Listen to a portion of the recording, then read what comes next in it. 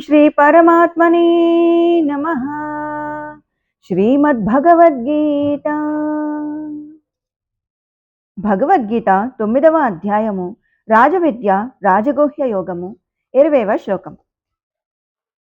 త్రైవిద్యామాం సోమపాః పూతపాపా యజ్ఞైరిష్ట్వా స్వర్గతిం పార్థయంతి ते पुण्यमासाद्य सुरेन्द्रलोकम् अश्नन्ति दिव्यान् दिवि देव భోగాన్.